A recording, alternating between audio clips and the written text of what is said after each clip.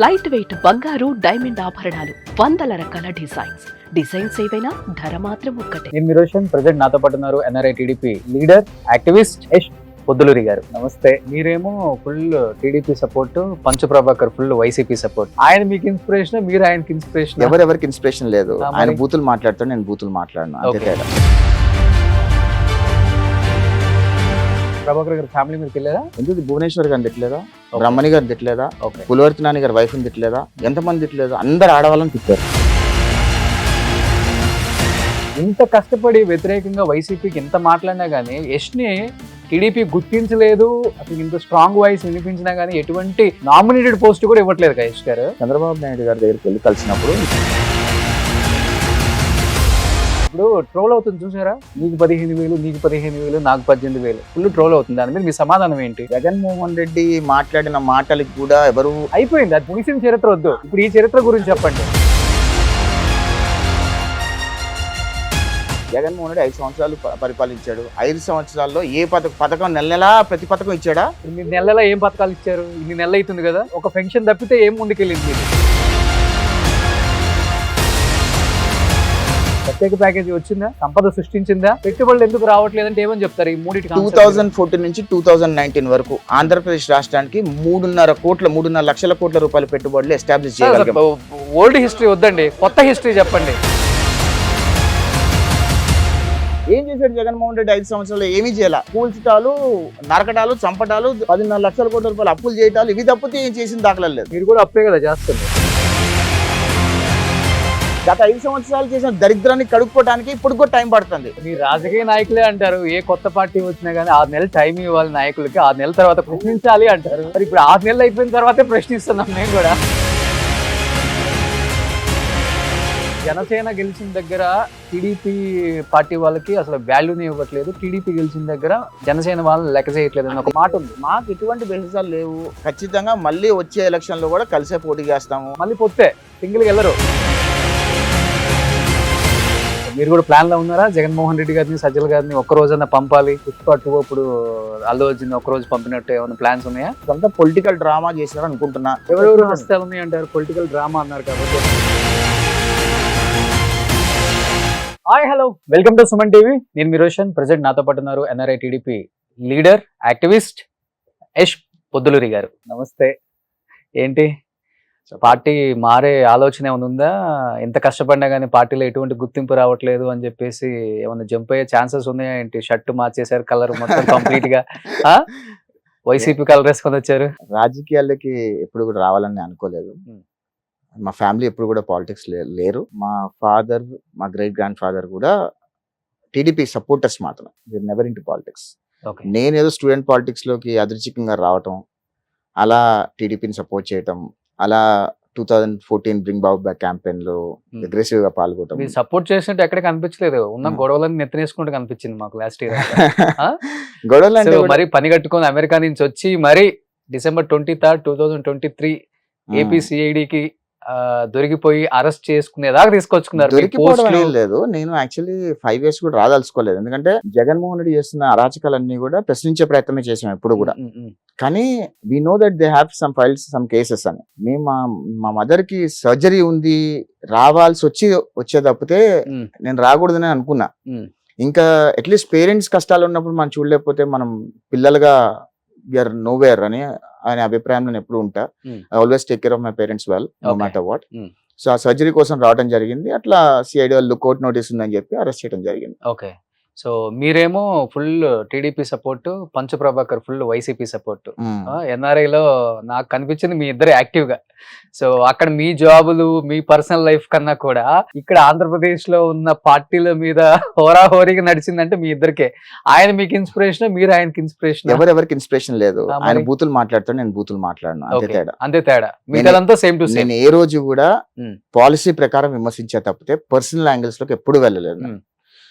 మీరు నా క్వశ్చనింగ్ ఎప్పుడు చూసినా సరే జగన్మోహన్ రెడ్డి పాలసీ ఫ్రేమింగ్ మీద, జగన్మోహన్ రెడ్డి పార్టీలో చేస్తున్న అరాచకాల మీద ప్రశ్నించా తప్పితే ఎప్పుడు కూడా ఫ్యామిలీ జోలికి వెళ్ళలేదు, ఆడవాళ్ళ జోలికి వెళ్ళలేదు. ఎక్కడ కూడా ఎప్పుడు కూడా నీచంగా లేదా ఇర్రెస్పాన్సిబుల్ గా ఎప్పుడు నేను వివరించలేదు. ప్రభాకర్ గారు ఫ్యామిలీ మీదకి వెళ్ళారా? ఆఫ్ కోర్స్ ఎందుకు భువనేశ్వర్ గారిని తిట్టలేదా, Okay. బ్రహ్మణి గారిని తిట్టలేదా, ఓకే పులివర్తి నాని గారి వైఫ్ని తిట్టలేదా, ఎంతమంది తిట్టలేదు, అందరు ఆడవాళ్ళని తిట్టారు. ఓకే నేను ఎప్పుడు కూడా ఆడవాళ్ళ జోలికి వెళ్ళాలా. కలుస్తారు ఎప్పుడైనా ఆయన అక్కడ? అంటే తెలుగు వాళ్ళు కామన్ గా కలుసుకుంటారు కదా ఒక ప్లాట్ఫామ్ మీద, I have never seen him. నానా అని నాట అని I've never seen him. Association లో నేను ఎప్పుడు ఇద్దరు చూడలేదా? నేను చూడలేను. అమెరికాలో ఉంటారు కదా ఆయన? అమెరికాలో న్యూ జెర్సీలో ఉంటారని తెలుసు కానీ ఓకే నేను పర్సనల్ గా ఎప్పుడు కలవలేదు, Hmm. పర్సనల్ గా ఎప్పుడు చూడలేదు కూడా. Okay Yeah.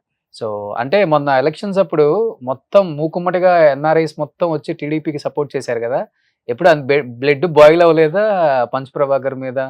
ఇలా మాట్లాడుతున్నాడు, మా పార్టీ సిద్ధాంతాలు, మా పార్టీ లీడర్స్ వాళ్ళ ఫ్యామిలీలో లేడీస్ మీద ఇలా మాట్లాడుతున్నారు అది ఎప్పుడు కూడా?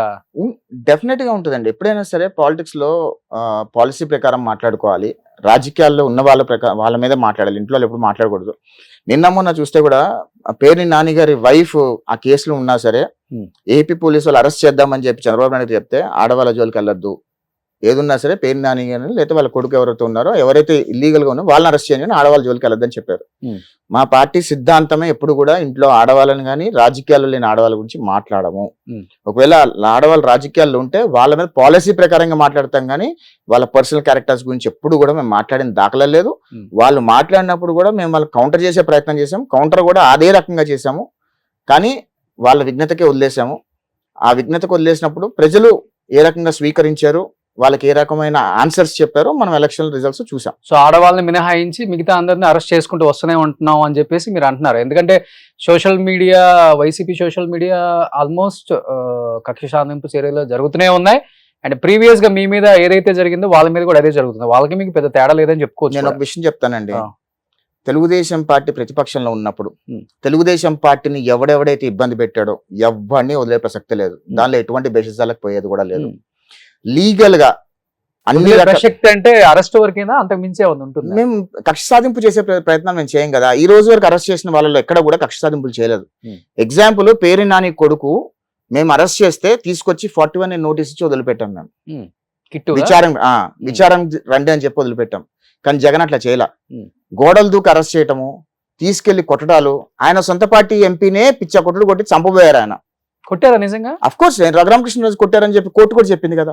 ఫస్ట్ లో అసలు కొట్టలేదని చెప్పారు అందరు కూడా, ఆయన కూడా కొట్టలేదని నేను చెప్తానండి. జగన్మోహన్ రెడ్డి ఎంత నైస్ గా, ఎంత అమాయకంగా పచ్చి అబద్ధాలు నిజాల్లాగా చిత్రీకరించే ప్రయత్నం చేయడంలో జగన్మోహన్ రెడ్డి దిట్ట. సినిమా వాళ్ళు, సినిమా నటులు, ఈ యూట్యూబ్ స్టార్స్ ఎవ్వడూ పనికిరాడు. జగన్మోహన్ రెడ్డి యాక్టింగ్ ముందు ఎవరూ పనికిరారు. ఆయనకు ఆస్కార్ కాదు, ఆస్కార్ మించి ఏమైనా నటన వాడి వాళ్ళన్నా జగన్మోహన్ రెడ్డికి ఇవ్వచ్చు. ఓకే, ఇంత కష్టపడి వ్యతిరేకంగా వైసీపీకి ఇంత మాట్లాడినా గానీ యష్ ని టీడీపీ గుర్తించలేదు, అసలు ఇంత స్ట్రాంగ్ వాయిస్ వినిపించినా గానీ ఎటువంటి నామినేటెడ్ పోస్ట్ కూడా ఇవ్వట్లేదు కదా యష్ గారు. చంద్రబాబు నాయుడు గారి దగ్గరికి వెళ్ళి కలిసినప్పుడు మీరు ఏం చేస్తారని అడిగారు నన్ను. నేను ఇక్కడ ఉండను sir, I don't want to be any nominated post. ఎందుకంటే ఒక పోస్ట్ తీసుకుంటే దాన్ని ఫుల్ ఫ్లెడ్జ్ గా న్యాయం చేయగలగాలి. న్యాయం చేయకుండా ఫెయిల్ అయిపోయాం అనుకోండి, ఫ్యూచర్ ఉండదు దానికి. నేను అదే ఆలోచిస్తే ఎప్పుడు కూడా మనం ఇక్కడ ఉండే వాళ్ళం కాదు, మనం 6 నెలలకు ఒకసారి, సంవత్సరానికి ఒకసారి వచ్చేవాళ్ళం. ఈ 6 నెలల సంవత్సరానికి వచ్చే వాళ్ళకి అక్కడ పోస్టులు తీసుకొని దానికంటే మనకంటే ఆ పోస్ట్ కి న్యాయం చేయగలిగే వాళ్ళు చాలా మంది ఉన్నారు పార్టీలో. వాళ్ళకి ఇవ్వాలని అనుకున్నాము, వాళ్ళకి ఇచ్చారు. గుర్తింపు అని ఎక్కడ లేదు. Today I can just walk in to Chandrababu Naidu garu office, I can walk in to Lokesh garu office. అంతకంటే గుర్తింపు ఏం కావాలి? లోకేష్ గారికి నేను ఒక మెసేజ్ పెట్టి నాకు ఈ కష్టం ఉందన్నా అని చెప్తే ఇమీడియట్ గా యాక్షన్ తీసుకొని ఇమీడియట్ గా చెప్తారు. ఏదో చెప్పాలని చెప్తున్నారు కానీ గవర్నమెంట్ వచ్చిన 1 year ఇప్పుడు ఆల్మోస్ట్ 8-9 నెలలు అయింది కదా. ఆల్మోస్ట్ మీరు హైదరాబాద్ లోనే, విజయవాడలో తిరుగుతున్నారు కదా. నేను వచ్చి 10 days అయింది అంతే వచ్చి. నేను ఎలక్షన్ అయిపోయిన తర్వాత ఒకసారి వచ్చాను 1 week కి. మరి ఎందుకు అక్కడ ఇక్కడ ఇంత వాయిస్ వినిపించినా గానీ పార్టీ నన్ను గుర్తించట్లేదు? ఎవరెవరికో ఏయో పోస్టులు ఇస్తున్నారు, నాకు ఒక పోస్ట్ ఇవ్వచ్చు కదా. నేను అడిగితే ఇవ్వకపోతే అది వేరే విషయం. నేను అడగలేదు కదా అంటున్నా. నేను అడిగితే లొకేషన్ నాకు ఇది కావాలి అని అంటే ఆయన ఇవ్వలేదు. అడగలేదు కానీ కొసరోళ్ళ మటుకు అందరిని అడుగుతూనే వస్తున్నాడు యష్. ఎవరిని ఒక్కరిని చెప్పండి, నేను ఒక్కరిని ఇది అడిగానని చెప్పండి, నిరూపించండి. నేను ఏదన్నా స్ట్రైట్ ఫార్వర్డ్ గా మాట్లాడతానండి. ముందు ఒక మాట వెనుకొక మాట్లాడే బ్యాచ్ కాదు. I don't come from that school. I'm a very straight forward guy. నేను లోకేషన్తో కానీ చంద్రబాబు నాయుడుతో కానీ నాకు ఇది కావాలి అని అంటే వాళ్ళు ఇవ్వరు అని నేనైతే అనుకోవట్లేదు. అంటే ఏ పదవి ఆశించకుండా ఎలక్షన్స్ అయిపోయిన తర్వాత హ్యాపీగా అమెరికాలో ఉండి మీ లైఫ్ ఏదో మీరు చూసుకోవచ్చు కదా. ఎందుకు? నేను ఒకటి చెప్తానండి, సింపుల్ చెప్తా ఒకటే మాట. ఎట్లుంటదంటే మనం ఒకటి చెయ్యాలి అని అనుకున్నప్పుడు మనం అడిగితే రాలేదంటే బాధపడాలి. నేను బాధపడట్లేదు దాని గురించి. నేను ఏమనుకుంటున్నా, పాలిటిక్స్ లోకి వెళ్ళదలుచుకోవట్లేదు. I wanted to make money in my business. Okay, so దానికోసం హెల్ప్ అడిగితే he have extended his help. Okay. Lokesh garu నేను ఏది సో అడిగాను రాజకీయంగా హెల్ప్ కోసం ఈ కష్టాలన్నీ. అంటే రాజకీయం అవసరం లేదు నాకు. ఉమ్. నేనేమనుకున్నా, నేను బిజినెస్ లో నిలదొక్కోవాలి, బిజినెస్ గా ఎదగాలి అనుకున్నాను. ఆ బిజినెస్ పరంగా I have asked him help. He said మీరు చేసుకొని నేను సపోర్ట్ చేస్తా అన్నారు. అన్న ప్రకారం మాట మీద ఉన్నారు. We're getting a help whatever it is. I'm establishing some business here. So we're doing that. So దానికోసము నేను పార్టీలో పదవులు రాలేదు, పదవులు ఆశించట్లేదు అనేది ఏం లేదు. నేను పదవులు జోలికి వెళ్ళదలుచుకోవాలని అసలు పదవుల జోలికి వెళ్ళదలుచుకోవాలి. స్పోక్స్ పర్సన్ ఇస్తా అంటే కూడా నాకు వద్దండి. నేను ఎందుకంటే ఇండియా టైంలో మనం మాట్లాడగలగాలి మీడియాస్లో. నేను యూఎస్లో ఉంటాను, వర్కౌట్ కాదు తీసుకోనండి అని చెప్పా. మా పార్టీలో ఎవరిని అడిగినా అదే చెప్తారు. సో బయట రూమర్స్ అనేవి మనం ఎవరు నమ్మాల్సిన అవసరం లేదండి. మీరైతే ఏం పదవి ఆశించట్లేదు, అసలు ఇచ్చినా తీసుకోని చెప్తున్నా. ఇచ్చినా తీసుకోనని చెప్తున్నా. సో వాళ్ళైతే అడిగారు, వాళ్ళు మీరు ఏం చేస్తారు, మీకు ఏం ఇంట్రెస్ట్ అని అడిగారు. నాకు ఏమి ఇంట్రెస్ట్ లేదు sir, the only interest is what I wanted to go my business, establish my business అని చెప్పాను. సో డూ ఫర్ ఇట్ అన్న. చెప్పాల్సింది పెంసాన్ గారి లాగా నాకు కూడా ఎంపీ ఇచ్చి సెంట్రల్ మినిస్టర్. ఆయన లాగా ఒక 5,000 కోట్ల దగ్గర డబ్బులు లేవు కదా. 5,000 కోట్లు మన దగ్గర డబ్బు ఉంటే మనం అడగాల్సిన అవసరం లేదు, బాబు గారే పిలిచిస్తారు. సింపుల్. సో అంటే ఒప్పేసుకుంటున్నారు డబ్బులు ఉంటే ఇక్కడ పదవులు ఉంటాయని. అఫ్ కోర్స్ డబ్బే కదా, రాజకీయం ఈజ్ ఆల్ అబౌట్ డబ్బు. ఓకే, మనమే కదా మార్చింది. అంటే మనమే మార్చాము అంటే కూడా ఈ రోజు ఆంధ్రప్రదేశ్ రాష్ట్రంలో 2024 elections have ruled out everything అని నేను అంట. అంటే డబ్బు ఉంటేనే రాజకీయం అని చేసే కదా ఎటువంటి డెవలప్మెంట్ లేకుండా రాష్ట్రాలని అట్లా వదిలేశారు. కనీస వసతులు లేవు, రోడ్లు లేవు, ఎటువంటి. ఇప్పుడు ట్రోల్ అవుతుంది చూసారా, యూట్యూబ్ లో ఫుల్ ట్రోల్ అవుతుంది ఒక వీడియో. నీకు 15,000, నీకు 15,000, నాకు 18,000, ఫుల్ ట్రోల్ అవుతుంది. దాని మీద మీ సమాధానం ఏంటి? నేను సమాధానం 100% చెప్తామండి. జగన్మోహన్ రెడ్డి మాట్లాడిన మాటలకు కూడా ఎవరు విశ్వసిస్తున్నారు ఆంధ్రప్రదేశ్ రాష్ట్ర నేను అనుకోవట్లేదు. అయిపోయింది, ముగిసిన చరిత్ర వద్దు. అదే అంటున్నా, ఈ చరిత్ర అదే చెప్తున్నా. జగన్మోహన్ రెడ్డి చేసిన దాన్ని, ఆ వీడియో చేసిన దాన్ని ట్రోల్ చేస్తున్నారు. అది నేను చెప్తానండి. జగన్మోహన్ రెడ్డి 5 సంవత్సరాలు పరిపాలించాడు. 5 సంవత్సరాల్లో ఏ పథకం నెల నెలా ప్రతి పథకం ఇచ్చాడా? అమ్మఒడి నెల నెలా ఇచ్చాడా? ఇంకా అన్ని నెల నెల ఇచ్చాడు? ఇవ్వలేదు కదా. ఏదైనా సరే ఏం పథకాలు ఇచ్చారు? ఇన్ని నెలలు అవుతుంది కదా. మేము పెన్షన్, ఒక పెన్షన్ తప్పితే ఏం ముందుకెళ్ళింది? మేము వచ్చి ఎన్ని సంవత్సరాలు అయింది అధికారంలోకి వచ్చి? దాదాపు 1 year వస్తుంది. 1 year వస్తుంది. ఒక పెన్షన్ తప్పితే ఏది ముందుకు తీసుకెళ్ళాము? మేము 6 Super 6 లో చేయాల్సినవన్నీ చేశాము. ఏదైతే ఫీజు రియంబర్స్మెంట్ ఈ సంవత్సరానికి ఒకసారి ఇస్తారు. అది ఫైనాన్షియల్ ఇయర్ ఎండింగ్ లో గానీ, ఫైనాన్షియల్ ఇయర్ స్టార్టింగ్ లో గానీ ఇస్తారు. ఎగ్జాంపుల్ చెప్తున్నా మీకు. ఆ పథకం నెలలో ఇవ్వమంటే ఇవ్వరు కదా. మరి జగన్మోహన్ రెడ్డి జనవరి 11వ తారీఖు నేను ధర్నాలు చేస్తాను కలెక్టరేట్ దగ్గర ఫీజు రియంబర్స్మెంట్ కోసం అని అంటున్నాడు. మరి జగన్మోహన్ రెడ్డి ప్రభుత్వంలో ఏనాడైనా సరే జనవరిలో ఫీజు రియంబర్స్మెంట్ పథకం అమలు చేశారా? ఏప్రిల్లో కానీ మేలో కానీ అమలు చేశారు కదా. ఈ జగన్మోహన్ రెడ్డి 11వ తారీఖు ఎందుకు ధర్నాలు చేస్తా అంటున్నాడు? ఈయన ఎగ్జిస్టింగ్ లేదు కాబట్టి ఎలానో ఆ పథకాలు ఇచ్చేది, ఆ ప్రామిస్ ఎట్లానో ఏప్రిల్లోనో మేలో నెరవేరుస్తారు గవర్నమెంట్. ఎందుకంటే ఫైనాన్షియల్ ఇయర్ ఎండింగ్ లో కానీ స్టార్టింగ్ లో కానీ నెరవేరుస్తారు. ఈ 11వ తారీఖు జనవరి 11వ తారీఖు ధర్నాలు చేస్తే ప్రభుత్వం ఎట్లయినా సరే ఏప్రిల్లో ఇస్తే నా వల్లే ఇచ్చిందని చెప్పుకోవడానికి డ్రామా తప్పితే ఏమీ లేదు అక్కడ. ఏ పథకాలు ఏ టైంలో ఇవ్వాలి, ఏ టైంలో ఇవ్వచ్చు అనేది గవర్నమెంట్ ఒక ఐడియా ఉంటే దాని ప్రకారం ఇస్తారు. అంటే కేవలం సంపద సృష్టించాలంటే కూటమి అధికారంలోకి రావాలనే నిదానం గట్టిగా తీసుకెళ్లారు ప్రజల్లోకి. సంపద సృష్టించగలుగుతుందా? సృష్టిస్తుందా? అసలుకి నేను ఒక విషయం చెప్తానండి రోషన్ గారు, అక్కడ కనపడిందే మనకి విజన్ 2020 అని చంద్రబాబు నాయుడు ప్రత్యేక ప్యాకేజీ వచ్చిందా? ప్రత్యేక ప్యాకేజీ రాక బిఫోర్ ఎన్డీఏ నుంచి బయటకు వచ్చామని తెలుసు కదా. ప్రత్యేక ప్యాకేజీ వచ్చిందా? సంపద సృష్టించిందా? పెట్టుబడులు ఎందుకు రావట్లేదంటే ఏమని చెప్తారు? ఈ మూడింటి 2014 నుంచి 2019 వరకు ఆంధ్రప్రదేశ్ రాష్ట్రానికి 3.5 లక్షల కోట్ల రూపాయల పెట్టుబడులు ఎస్టాబ్లిష్ చెప్పేదండి. 3.5 lakh crores ఆఫ్ ఇన్వెస్ట్మెంట్స్ మేము గ్రౌండ్ రీడ్ చేసిన తర్వాత జగన్మోహన్ రెడ్డి వచ్చిన తర్వాత ఆ కంపెనీస్ అన్ని బయట తరిమేశాడు, ఇంక్లూడింగ్ అమర్ రాజా. అంటే ఆంధ్రప్రదేశ్ రాష్ట్ర బిడ్డ, రాష్ట్రంలో పుట్టిన బిడ్డ ఎస్టాబ్లిషేషన్ కంపెనీ 5,500 కోట్ల రూపాయల కంపెనీ, దాన్ని తరిమేశారు బయటికి, తెలంగాణకు వచ్చి పెట్టారు. రైట్, ఇట్లాంటివి చాలా ఉన్నాయి. మేము ఈ రోజు కూడా 2024 ఎలక్షన్స్కి వెళ్ళినప్పుడు మేము 10 లక్షల ఉద్యోగాలు ఇస్తాము అని చెప్పాము. 2.5 లక్షల ఉద్యోగాలు ఇవ్వడానికి రంగం సిద్ధం చేసి ఉంచాము ఆల్రెడీ. ఓకే, ఈ ఇయర్లో 2025లో 2.5 lakh జాబ్స్ మేము ఫుల్ఫిల్ చేస్తాం. అది ఎటువంటి బేసిసాలు లేకుండా ఇచ్చిన ప్రామిస్లను అమలు చేసే బాధ్యత తెలుగుదేశం పార్టీది. ఒకవేళ అమలు చేయకపోతే మాలాంటి వాళ్ళే ప్రశ్నిస్తాం, మేమే ప్రశ్నిస్తాం. దానిలో ఎటువంటి బేసిసాలకు పోయే అవకాశం లేదు. ఎందుకంటే చంద్రబాబు నాయుడు గారు 94లో 95లో విజన్ 2020 అని చెప్తే రాజశేఖర రెడ్డి గారు లాంటి వాళ్ళు నవ్వారు. ఈ రోజు హైదరాబాద్ విజన్ 2020లో హైదరాబాద్ ఎలాంటి భాగస్వామి ఉంది, ఏ రకంగా ప్రపంచ పటంలో ఉందనేది మీలాంటి వాళ్ళందరూ చూస్తున్నారు. ఈ రోజు ఇక్కడ మనం అందరం ఉన్నామంటే ఆ చంద్రబాబు నాయుడు గారు ఆ రోజు వేసిన ఫౌండేషను, దాని తర్వాత వచ్చిన ముఖ్యమంత్రులు అందరూ కూడా సహకరించారు.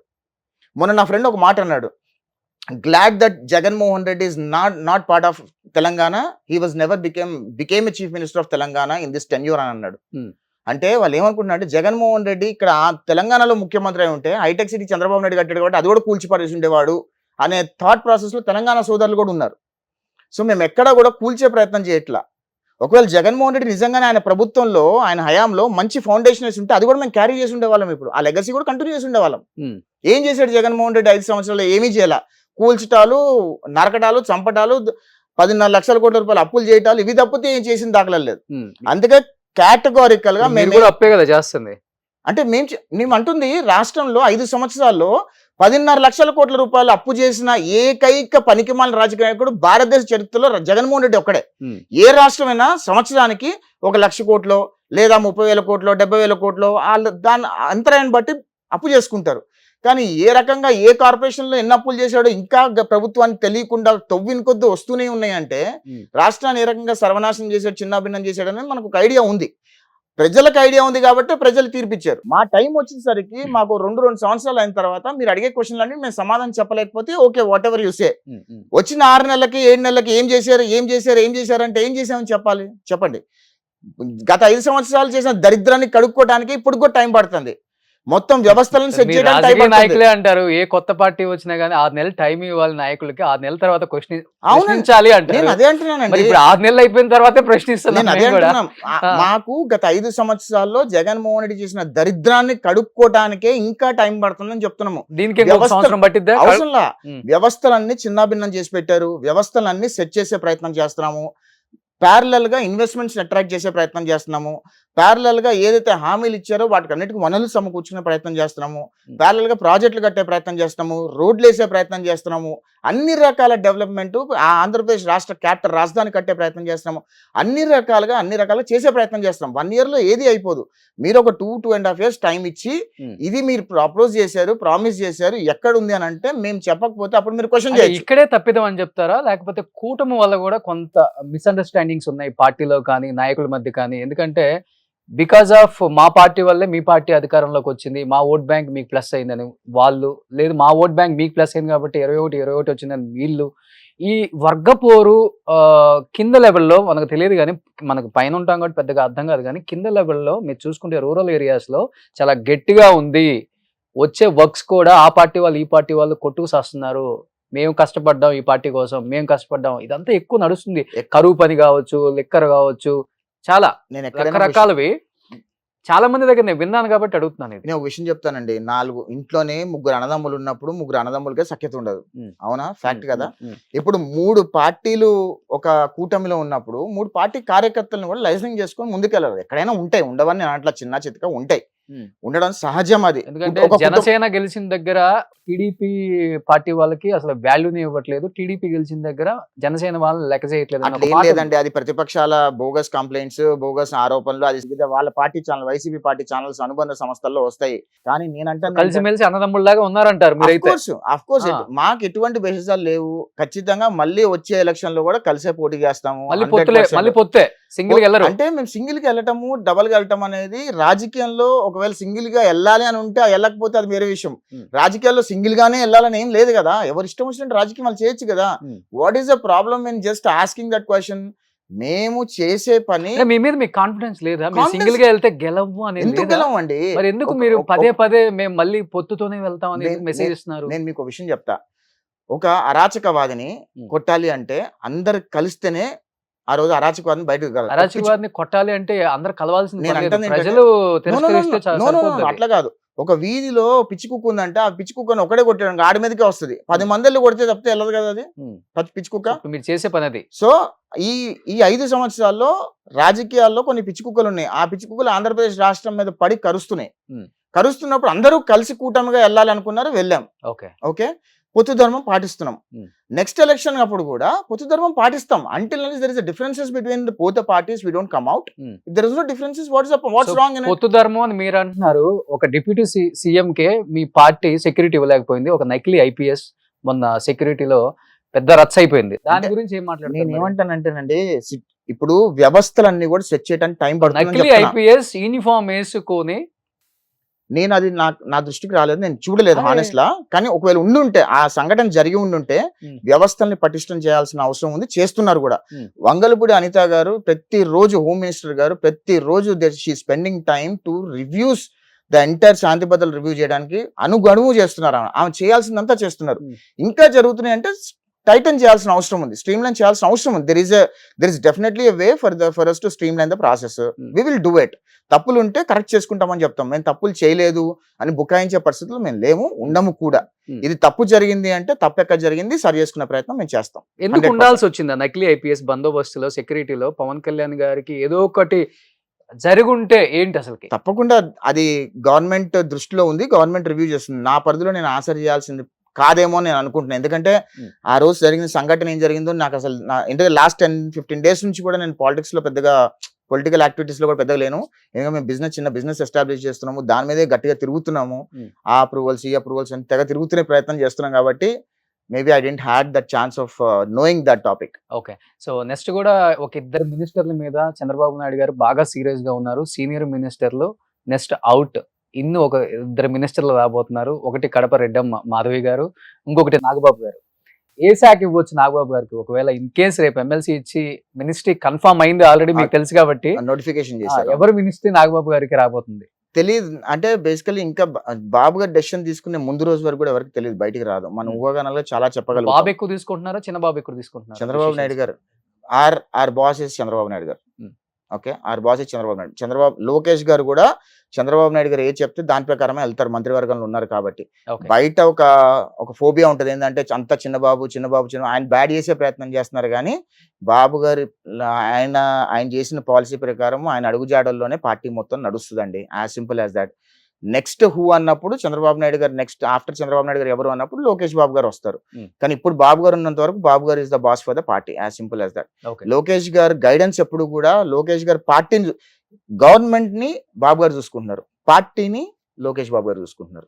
That's a difference. నాగబాబు గారికి అనౌన్స్ చేసిన తర్వాత పార్టీలో కావచ్చు, లేకపోతే క్యాడర్ లో కావచ్చు, నెగిటివ్ ఎక్కువ వినపడిందా, పాజిటివ్ ఎక్కువ వినపడింది? ఎందుకంటే కుటుంబ రాజకీయాలు అయిపోతున్నాయి ఇక్కడ కూడా అనేది ఎక్కువ వినపడింది. ఒక రకంగా చెప్పాలంటే ఓవరాల్ గా పార్టీలో ఏంటి అసలు దాని గురించి చర్చ? ఆన్ ఆర్ సైడ్ పెద్దగా ఏం రియాక్షన్ లేకుండింది. మేమేం పెద్దగా దాన్ని సర్ప్రైజ్ కాలేకపోయాము. ఎందుకంటే నాగబాబు గారికి సీట్ రావాల్సింది. సో పొత్తులో ధర్మంగా he has to sacrifice his seat. ఆయన గెలిచే సీటే అది యాక్చువల్ గా. So technically he deserves. Anakapalli. So he is supposed to be deserving for the MLC అని నా అభిప్రాయం.